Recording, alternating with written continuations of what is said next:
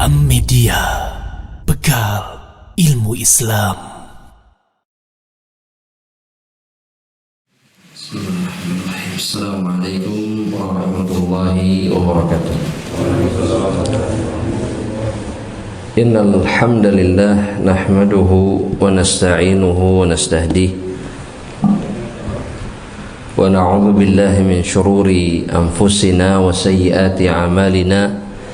من يهده الله فلا مضل له ومن يضلله فلا هادي له أشهد أن لا إله إلا الله وحده لا شريك له وأشهد أن محمدا عبده ورسوله لا نبي بعده فقال ربنا تبارك وتعالى في محكم تنزيله حيث قال يا أيها الذين آمنوا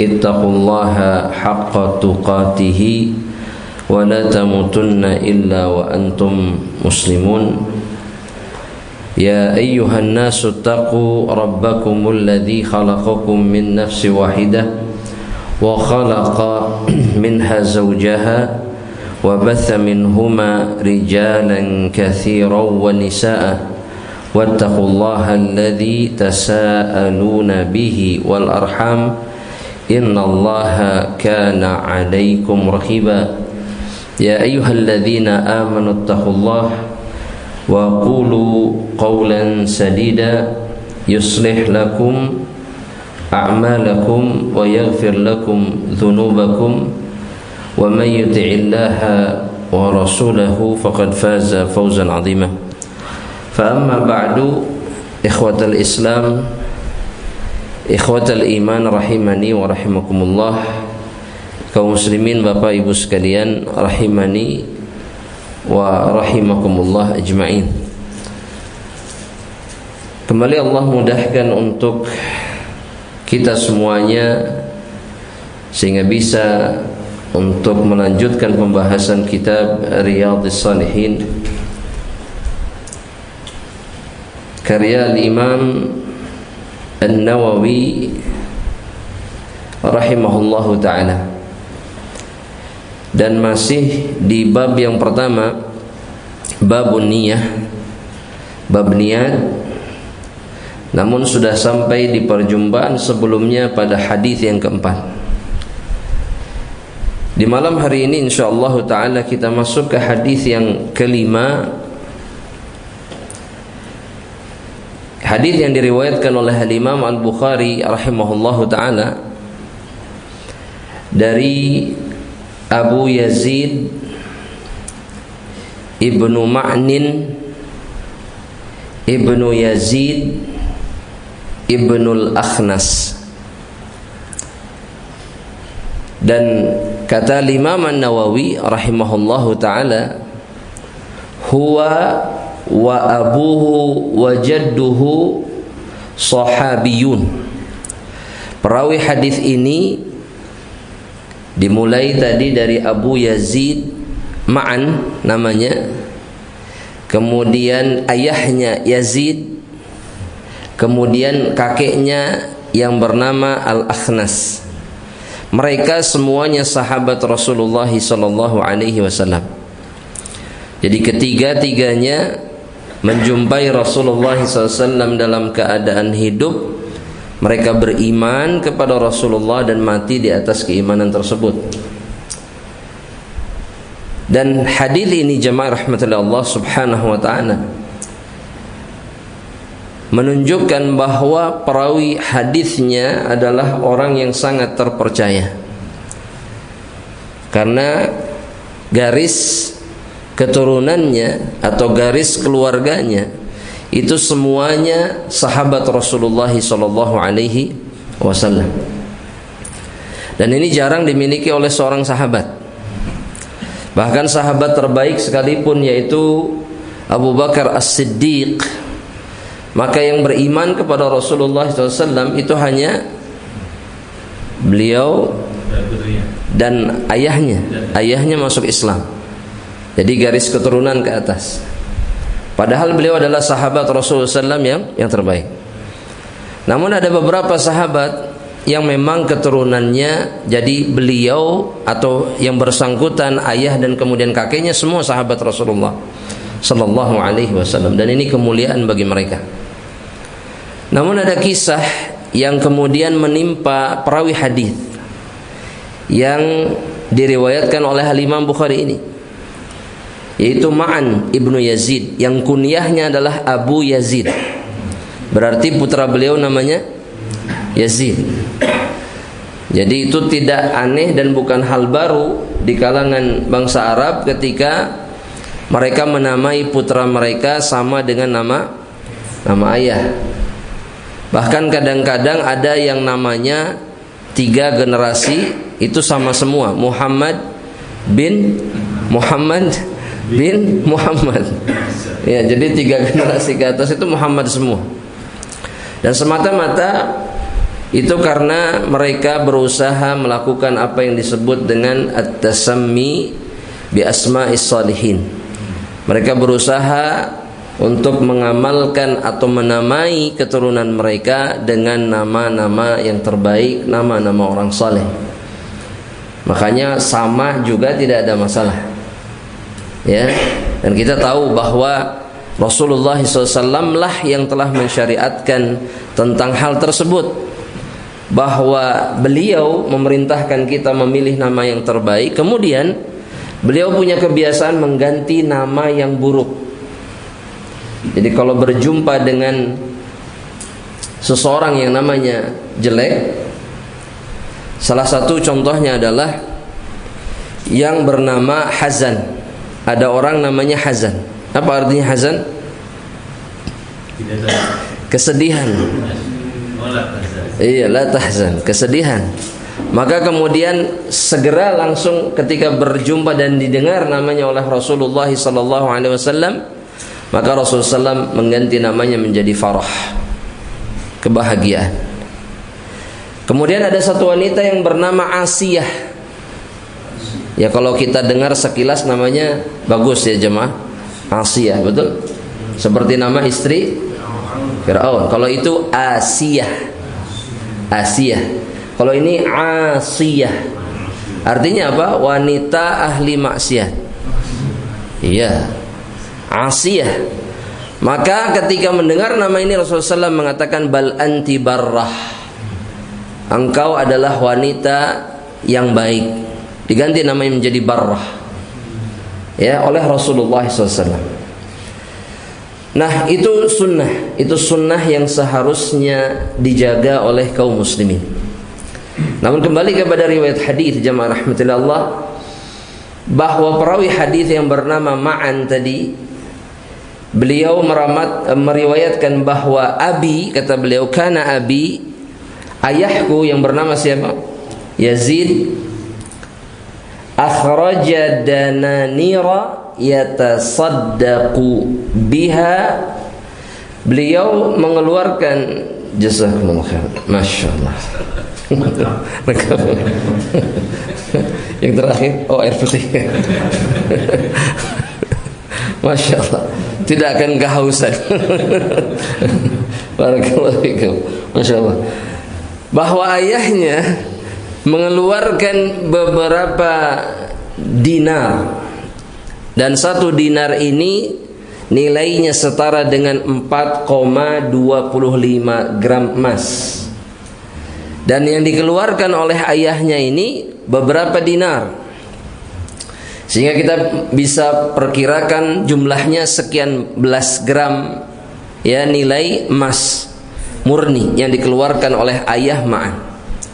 Fawada'aha inda rajulin fil masjid. Maka uang beberapa dinar ini, kata Ma'an, diberikan oleh ayahku kepada seorang laki-laki yang ditugaskan oleh ayahnya untuk membagikan uang dinar ini kepada para fuqara atau orang yang membutuhkan. Dan kata para ulama, sekaligus ini menjadi hadis yang menunjukkan bahwa, ya, menitipkan sedekah kepada orang lain itu hukumnya boleh. Itu yang pertama. Kemudian yang kedua, memberikan atau menitipkan sedekah kepada orang lain agar dibagikan, itu tidak menafikan keikhlasan. Kenapa? Karena nanti Rasulullah SAW tidak menyalahkan itu sama sekali. Artinya tidak ditegur oleh Rasulullah SAW. Dan ini sejalan dengan firman Allah Subhanahu wa taala di dalam Al-Qur'an, di dalam surat Al-Baqarah, ya. Kata Allah Subhanahu wa taala, in tubdus shadaqati fa ni'imma hiya. Kata Allah Subhanahu wa taala, jika engkau menampakkan sedekah, menampilkan sedekah, maka itu perkara yang baik, kata Allah Subhanahu wa taala. Baik. Allah tidak menyalahkan itu sama sekali. Tapi kemudian Allah menunjukkan yang lebih baik. Apa kata Allah? Wa in tukhfuha, jika engkau sembunyikan diam-diam, wa tu'tuhal fuqara, kemudian engkau berikan kepada orang fakir sendiri langsung kepada mereka, fa ni'imma fa huwa khairul lakum, kata Allah, itu lebih baik, kata Allah. Tapi syahidnya di sini kita nggak bisa dan tidak akan pernah bisa menyalahkan seseorang yang kemudian menampakkan sedekahnya. Itu sama sekali tidak ada kaitannya dengan riya sebenarnya, nggak ada, ya. Namun yang lebih diam-diam, lebih menjaga hati. Taib, karena Yazid memberikan dinar ini kepada orang yang disuruh untuk membagikannya. Berarti ada yang tahu? Ada. Ya, meskipun yang menerima tidak tahu misalkan, tapi orang yang membagikan tahu. Ya. Nah, jamaah rahmatillah Allah Subhanahu wa taala, fajitu, maka kata Ma'an, aku datang ke masjid, fa akhadtuha, dan aku ambil uang-uang dinar tersebut. Jadi bapaknya sedekah, kemudian Ma'an apa? Mengambil. Pertanyaan sekarang, kenapa Ma'an mengambil? Jamaah rahmatillah Allah, kalau kita mungkin ya memberikan dugaan, ya pantas anaknya, mungkin anaknya tidak ridho bapaknya bersedekah. Mungkin ini dugaan kebanyakan orang atau sebagian orang, dan wajar jamaah rahmatillah Allah. Tapi kata para ulama, kita jangan pernah lupa mereka adalah para sahabat Rasulullah SAW.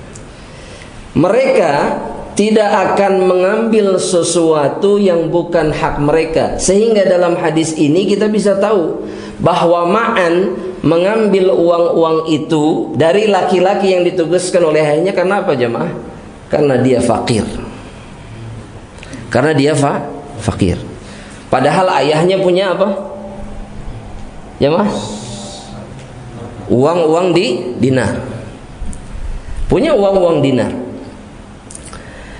Fajitu biha, fa'ataitu biha, aku datang membawa uang-uang dinar ini dan kemudian berjumpa dengan ayahku. Jadi diterima, dibawa, ketemu sama ayahnya. Dan kemudian ayahnya tahu bahwa itu adalah uang dinar yang disedekahkan oleh dirinya. Ya. Nah, pertanyaan sebelum kita lanjutkan hadis jemaah rahmatullah. Kira-kira apa yang akan dikatakan oleh ayahnya ketika tahu uangnya diambil anaknya? Atau yang menerima anaknya sendiri? Jemaah? Ya jemaah? Taib. Dalam hadis ayahnya mengatakan begini, wallah, demi Allah, ma iyyaka aradtu, sungguh yang aku inginkan untuk menerima uang ini bukan kamu. Loh, kenapa jemaah? Kenapa ayahnya mengatakan kalimat seperti ini padahal anaknya fakir? Apa alasannya jemaah rahmatullah? Ya jemaah? Karena anaknya tanggungan.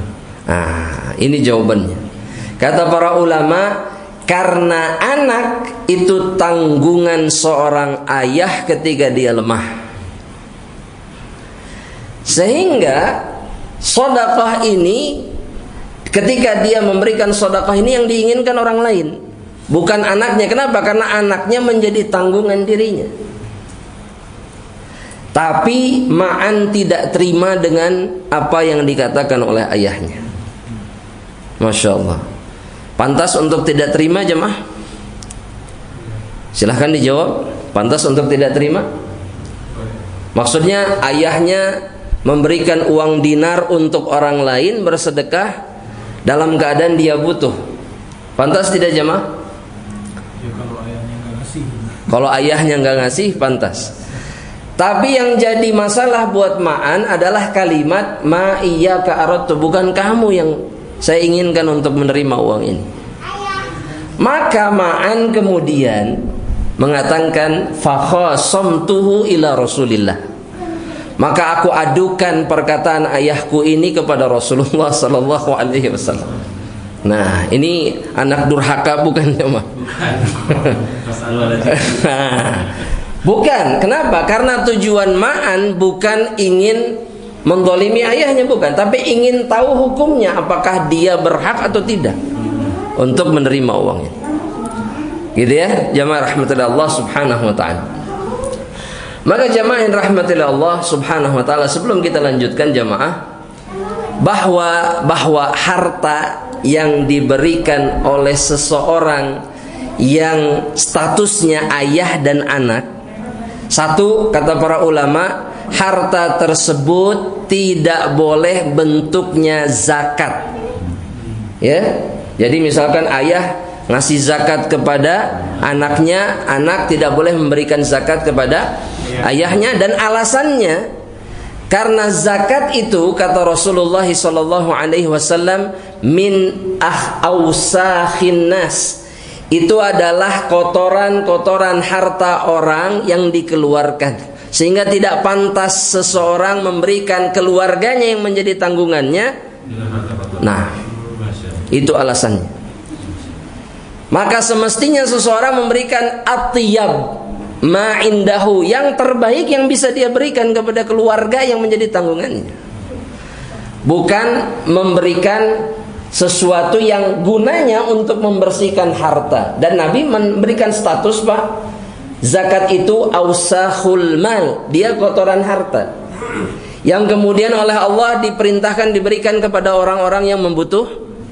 Makanya tidak boleh seseorang membagikan zakatnya kepada orang-orang yang statusnya, hubungannya, memiliki hubungan darah secara dekat, seperti ayah ke anak, anak ke ayah, dan seterusnya.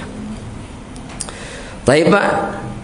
Nah, para ulama kemudian mengatakan, jamaah rahmatullah Allah, yang dikeluhkan oleh Ma'an di sini, ya, yang dikeluhkan oleh Ma'an itu adalah dianggap bahwa ayahnya mentakdim orang lain dibandingkan dirinya. Sebagian ada yang mengatakan seperti itu. Padahal seseorang itu semestinya mendahulukan siapa? Keluarganya. Betul, Pak? Di dalam sedekah, betul? Apa dalilnya? Saya harus minum yang mana dulu, jemaah? Sudah. Atau silahkan. Yang terdekat dulu, baru orang lain. Berbuat baik itu kepada yang terdekat dulu, baru yang lain. Coba dalam surat An-Nisa cari, jemaah rahmatullah Allah subhanahu wa ta'ala, satu ayat yang disebut dengan ayatul hukuk oleh para ulama. Satu ayat yang disebut dengan ayatul hukuk, ayat yang mengajari kepada kita tentang hak-hak yang paling utama yang harus ditunaikan oleh kita dalam kebaikan. Ayat berapa jemaah? 36. Coba dilihat. Ya, coba dilihat. Masya Allah. Ada? Masya Allah, semuanya mencari. Ketemu nih? Coba dibaca awalnya nih. Ahsanta, itu ayatnya. Kata Allah subhanahu wa ta'ala, wa'budullaha wa la tusyriku bihi syai'a.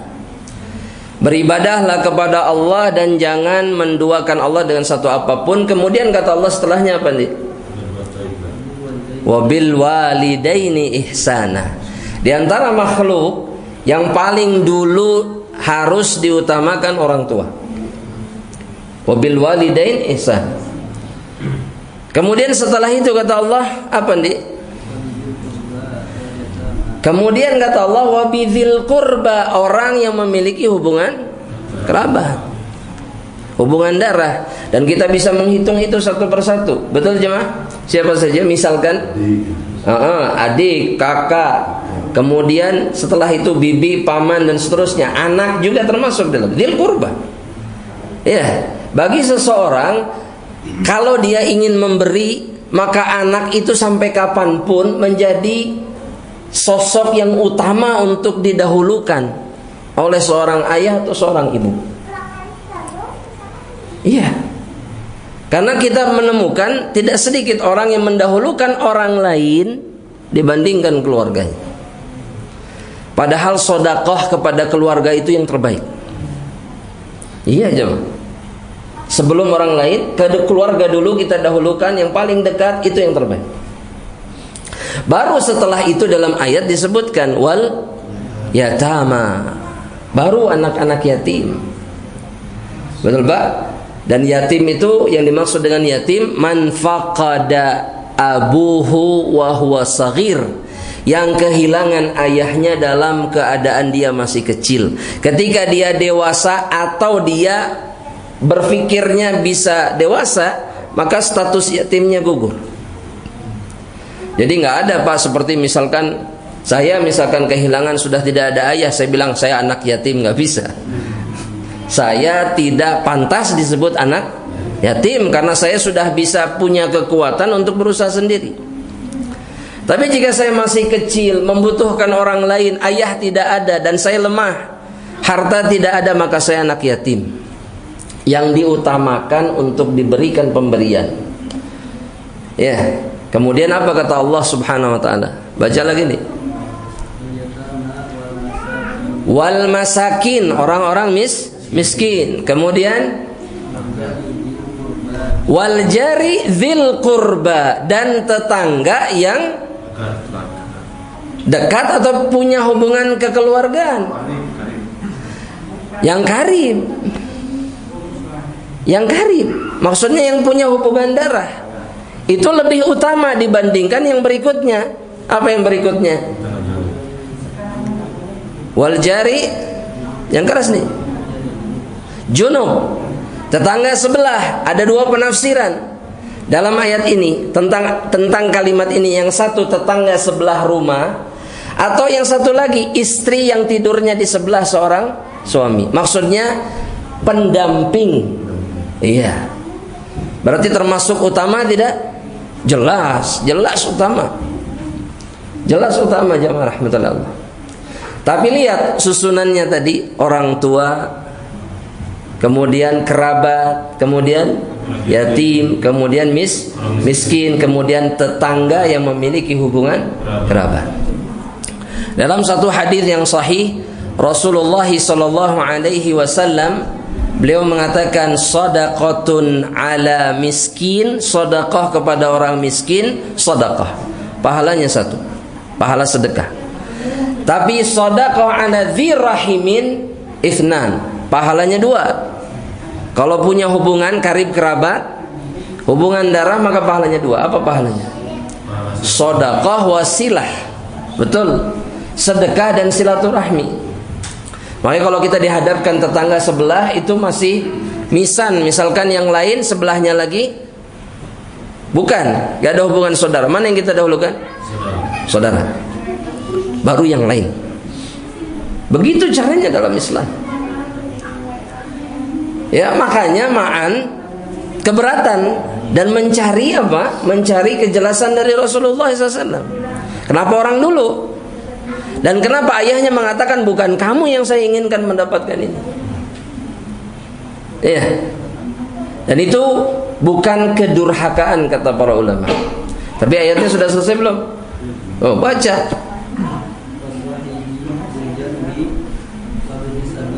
Nah, teman, kemudian wabnis sabil.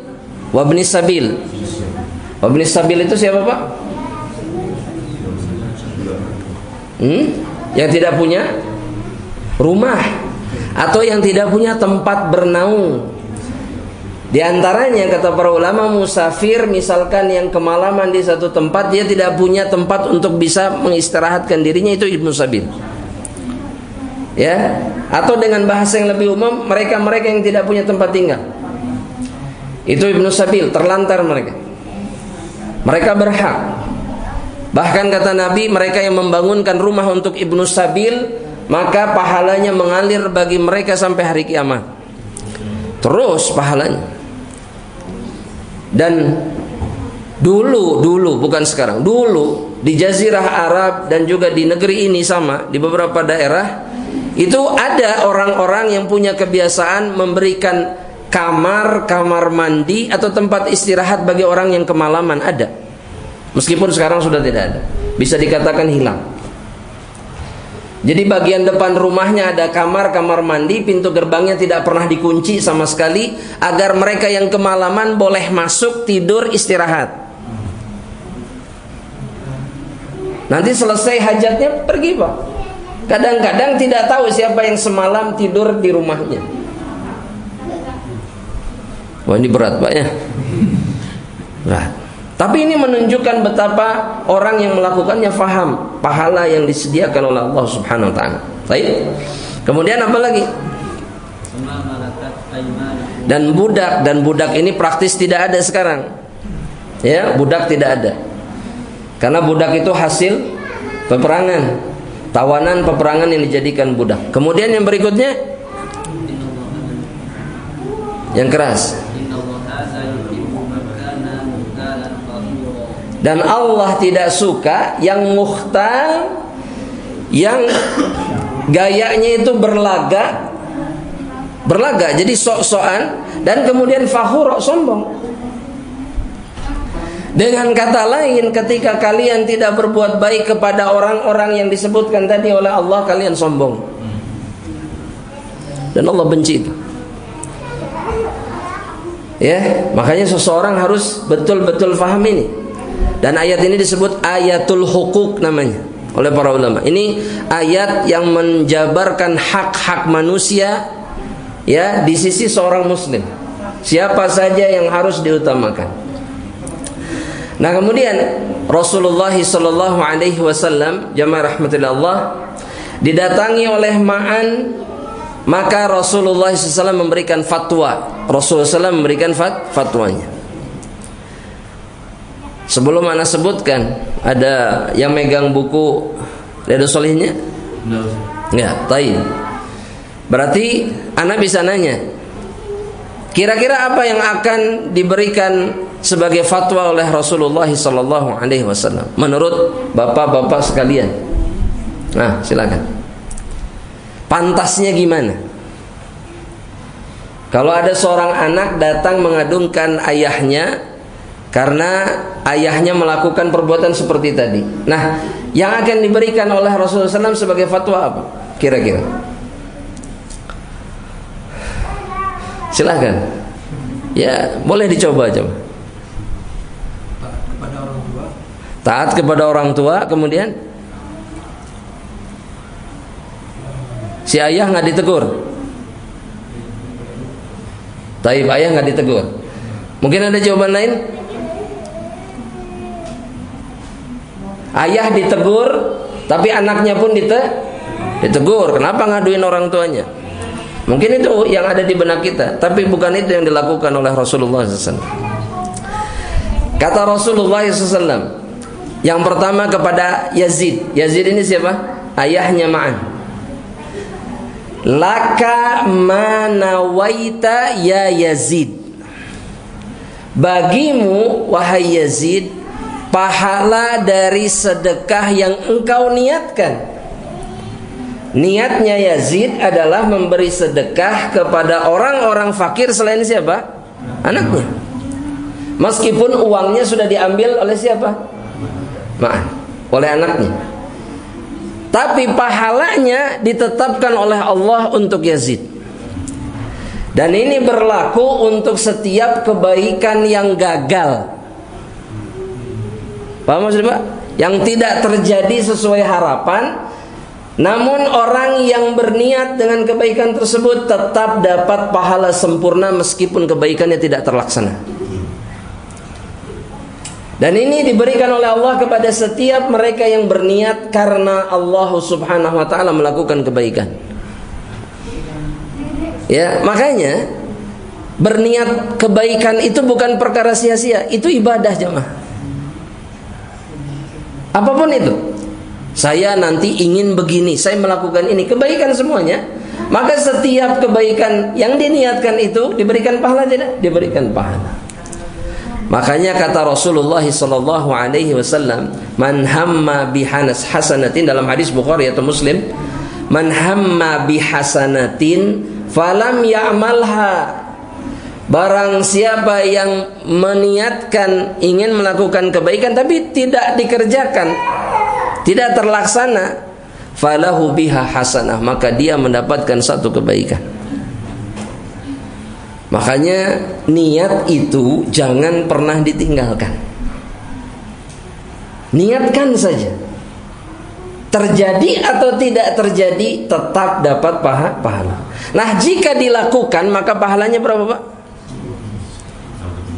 Nah, itu juga disebutkan nanti dalam kitab ini. Hadisnya ada insyaallah.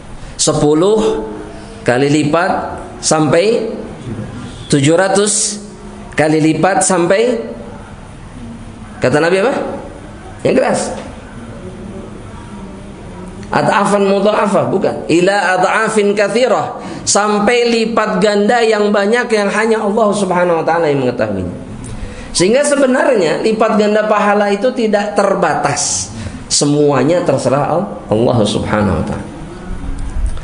Cuman kalau secara teori, secara angka 10 sampai 7, tapi ada kemungkinan lebih sangat besar.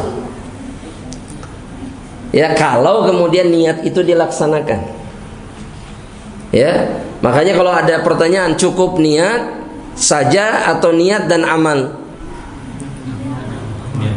Niat dan amal. Tapi kalaupun tidak bisa beramal, cukup niat. Cukup berniat di jalan Allah Subhanahu wa taala. Nah, kemudian Nabi mengatakan kepada Ma'an. Nah, kira-kira apa jemaah yang dikatakan Nabi kepada Ma'an? Ayahnya sudah dikasih fatwa tadi, kamu dapat pahala tetap sesuai dengan apa yang diinginkan. Kalau kepada Ma'an apa? Apa kira-kira? Kembalikan uangnya, Ma'an, atau gimana jemaah? Kalau bapak-bapak dalam posisi Yazid, ayahnya Ma'an, kira-kira minta kembali tidak? Nggak akan. Betul? Diridhokan? Yakin? Taib. Hah? Apa? Anak sendiri nggak tega kita. Perhatikan. Kata Rasulullah SAW, walaka ma akhadta ya Ma'an, dan yang telah engkau ambil itu untukmu wahai Ma'an. Itu hakmu, ambil. Sehingga Ma'an tidak diperintahkan untuk mengambilkan apa yang sudah. Ya, kenapa? Karena dia lebih berhak dari yang lainnya. Ya, tapi ingat jemaah rahmatillah Allah, ini tidak berlaku umum. Apa maksudnya jemaah rahmatillah Allah? Bahasanya nggak begini, apa yang jadi punya ayah saya, punya saya. Nggak berlaku umum. Iya, ini bukan dalilnya. Tapi ada dalil lain yang menunjukkan bahwa kalau orang tua punya hak seperti itu, apa yang jadi milik anak saya itu punya saya. Meskipun orang tua tidak boleh berbuat zalim. Betul bapak-bapak? Iya. Jadi misalkan jemaah ada ayah ngambil motor anaknya bawa pulang, boleh tidak? Tergantung Ustaz motornya apa. Kalau Triumph atau Harley, kayaknya Ustaz. Tapi kalau secara syar'i kita bicaranya, boleh tidak ayah punya hak untuk melakukan itu? Punya hak. Dan seorang anak kemudian tidak boleh mengadukan ayahnya kepada hakim dan memposisikan ayahnya seperti pencuri, tidak. meskipun tanpa izin, dibawa pulang saja. Mana kuncinya? Ya, ceder bawa pulang. Tos imanu bapak, wah udah selesai. Wah nggak bisa Pak, wah sekarang nggak bisa. Karena Nabi Muhammad SAW bersabda dalam sebuah hadis kepada seorang anak, anta, kamu, wa maluka, dan hartamu, milka abika, punya ayahmu.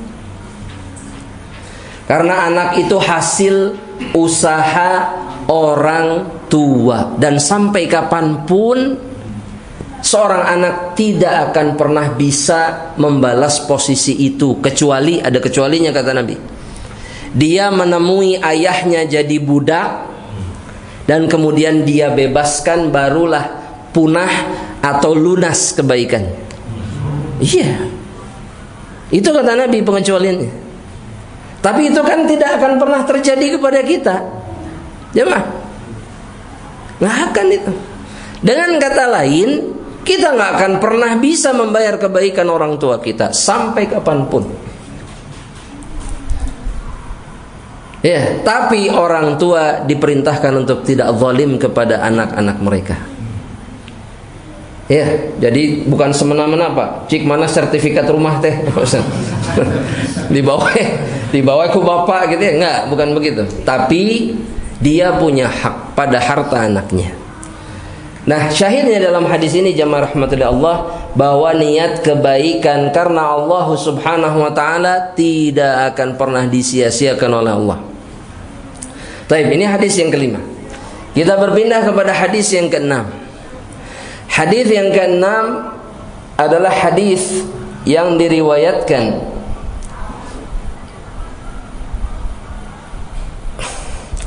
dari seorang sahabat Rasulullah sallallahu alaihi wasallam, sebagaimana yang disebutkan dalam riwayat yang sahih diriwayatkan oleh Imam Bukhari dan Muslim, bahwa perawi hadis ini adalah Sa'ad bin Abi Waqqas. Sa'ad bin Abi Waqqas. Siapa beliau? Sahabat itu jawaban yang benar. Ahli surga. Jelas ahli surga, dan lebih khusus lagi beliau di antara 10 yang dijamin oleh Rasulullah SAW masuk jannah. Sa'ad ibn Abi Waqqas, karena beliau yang di antara mereka yang masuk Islam di awal dari kalangan muhajirin. Maka kalau diperhatikan yang 10 orang ini adalah yang awal-awal masuk Islam secara umum. Ya, mayoritasnya adalah yang pertama kali masuk Islam. Baik, kita lanjutkan. Dari Sa'ad ibn Abi Waqqas, ahadil asyaratil masyhudati lahum bil jannah, di antara 10 orang yang dipersaksikan oleh Nabi masuk surga. Jadi disebutkan namanya langsung Pak. Namanya disebutkan. Adapun umumnya sahabat itu umum dengan dalil-dalil yang ada. Ya, wasabiqunal awwalun dan seterusnya. Itu umum. Tapi mereka ini yang 10 ini disebutkan namanya. Sa'ad fil jannah, Abdurrahman fil jannah, Abu Bakrin fil jannah, Ali fil jannah, disebutkan namanya. Semuanya di surga. Makanya kalau saya secara pribadi Pak, saya nggak pernah bisa membayangkan hidup dalam keadaan sudah tahu masuk surga. Gimana rasanya? Pasti masuk surga, ya Allah. Dan Nabi sendiri yang mengucap, sehingga tidak mungkin meleset. Pasti. Ya, itu mudah atau tidak jemaah? Sulit jemaah. Berhadapan dengan hidup, berhadapan dengan dosa. Bahkan subhanallah 10-10-nya itu manusia-manusia yang dikenal takut dosa, padahal mereka jelas ahlul jannah. Gak ada yang kemudian antum gak tahu anak ahlul jannah. Kalau kita begitu jemaah, anak ahlul jannah gagabah. Ahlul jannah enggak, mereka enggak pernah mengatakan itu satu pun, enggak ada. Padahal mereka tahu mereka sudah dipastikan masuk surga. Subhanallah jemaah. Sa'ad mengatakan dalam riwayat ini jemaah, ja'ani Rasulullah sallallahu alaihi wasallam. Rasulullah SAW itu mendatangi diriku, ya'uduni, menengokku ketika aku sakit, ama hajjatil wada, di tahun Rasulullah SAW melakukan haji wada. Tahun berapa jemaah? Haji terakhir, haji perpisahan dengan kaum muslimin. Bismillahirrahmanirrahim. Kedelapan adalah tahun pembebasan kota Makkah. Betul, itu tahun penting, tapi hubungannya dengan pembebasan atau Fathu Makkah. Nabi berhasil mengambil kembali Makkah menjadi kota kaum muslimin, dan penduduk kota Makkah dimaafkan dan mayoritas mereka masuk Islam. Tahun berapa jemaah? Tahun ke-10 setelah hijrah. Berarti di tahun ke-10 Sa'ad bin Abi Waqqas sakit, ishtadda bi, dan sakitnya parah kata Sa'ad. Sakit saya pada saat itu parah, sehingga dijenguk oleh siapa? Rasulullah SAW. Dan menjenguk orang sakit itu diantara apa jemaah? Hak apa? Hak seorang muslim. Yang kata Nabi, fa'idha maridha fa'udhu, jika dia sakit maka jenguk, kata Rasulullah SAW. Kecuali penyakitnya penyakit seperti apa jemaah? Dan yang semisalnya. Ini bukan untuk dijenguk. Tapi yang selain itu, maka seseorang punya hak seorang muslim untuk dijenguk. Masya Allah, ini masuk waktu Isya jemaah? Belum, Ustaz. Oh belum? Lebih cepat ini? Baik. Kemudian kata Sa'ad bin Waqqas kepada Rasulullah SAW ketika Rasulullah SAW datang, ya Rasulullah, inni qad balagha bi minal waja'i ma tara. Saya ini sekarang ya Rasulullah sedang sakit dengan penyakit atau dengan rasa sakit seperti yang kau lihat, parah. Wa ana dzu malin, dan saya ini orang yang banyak uang. Saya orang banyak uang, orang kaya. Dzumal. Ini sombong tidak jemaah? Jawab jemaah, jawab. Tidak. Orang mengatakan saya punya harta sombong, tidak. Terlebih saat melakukannya untuk meminta fatwa kepada Rasulullah. Ya, atau ngomong-ngomong lu berduit bisa disangka sombong? Enggak. Ini bagian dari menyebutkan kenikmatan Allah, dan itu sunnah, betul tidak jemaah? Iya, apa dalilnya? Dan tampakkanlah nikmat-nikmat. Ahsan, Masya Allah. Itu dalam surat apa? Suratnya sering kita baca jemaah, juz ke-30. Di antara surat favorit jemaah, Ad-Duha. Iya. Fa amma bi ni'mati rabbika fahaddits. Adapun tentang kenikmatan Rabbmu, maka bicarakan, enggak ada masalah. Selama hati terjaga dari kesombongan. Tapi di sini saat melakukannya untuk meminta fatwa. Kenapa? Karena beliau kemudian mengatakan wala yarithuni illa ibnatun li. Dan tidak ada yang bisa mewarisi harta saya, atau ahli waris yang ada itu cuma satu anak perempuan. Dan satu anak perempuan ini tidak menerima keseluruhan harta. Berapa jemaah kalau cuma satu? Setengah. Iya betul, setengah. Setengah dari harta si mayit jadi milik dia. Berarti kan masih ada sisa jemaah, betul tidak? Nah, ini yang ditanyakan oleh Ubay ibnu Ka'ab. Kata Ubay, afa atasaddaqu bi thulutsai mali? Bolehkah aku mensedekahkan 2/3 hartaku? Saya mau kasihkan orang. Alasannya apa jemaah? Kenapa? Cuman ada satu anak perempuan, nah sisanya ini buat siapa? Dan yang dibahasakan oleh Sa'ad cuman ada satu saja anak perempuan. Artinya yang menjadi ahli warisnya. Maka kata Nabi Muhammad SAW, la, enggak. Kata Nabi tidak. 2/3, enggak, kata Nabi. Dan kemudian fasyatru ya Rasulullah. Gimana kalau setengahnya ya Rasulullah? Setengah untuk anak perempuan, setengah lagi saya berikan. Kata Nabi Muhammad SAW, la, tidak. Enggak boleh, kata Nabi. Kemudian jamaah rahmatillah Allah, fathuluth ya Rasulullah. Kata Sa'ad, sepertiga gimana ya Rasulullah? Kalau menurut antum apa jawabannya? Kata Nabi, thuluth, sepertiga boleh. Wathuluthu katsir, dan sepertiga dari keseluruhan harta yang kau berikan kepada orang lain itu banyak. Maksimum wasiat atau apapun sepertiga. Ini sudah adzan kayaknya, Pak. Betul? Jemaah. Gimana jemaah? Sampai di sini? Sampai sepertiga jemaah? Baik, sampai sepertiga. Kita cukupkan.